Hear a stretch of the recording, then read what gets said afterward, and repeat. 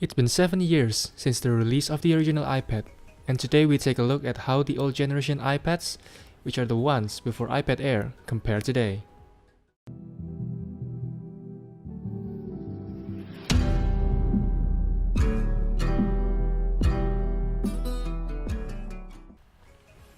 In front of me there are 3 devices, which are iPad 1, 2, and 4. In this comparison, I don't have the 3rd generation iPad included, simply because I don't have it. The iPad 2 held up with its spec even today, so back then I decided to skip the 3rd generation iPad altogether. In this video, we're mainly going to see how the speed of each other compare. We start by turning all of them together and see which one is the fastest and which one is the slowest.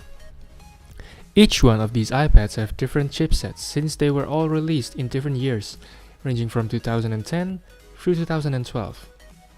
It seems that the iPad 4 started first, despite its OS being the heaviest, at iOS 10. Next up we take on the YouTube, and I wanted to use the YouTube app, but the 1st generation iPad just doesn't have the YouTube app support anymore, so I had to use the mobile version of YouTube through Safari and play the videos from the Safari instead. Interestingly, the 2nd generation iPad had a lead this time, with the 4th generation iPad following, and the 1st is not even loading yet. It's really lagging behind. Next up, you see that from the closing animation that the 1st generation iPad and its iOS 5 is actually slower because of its heavier animation.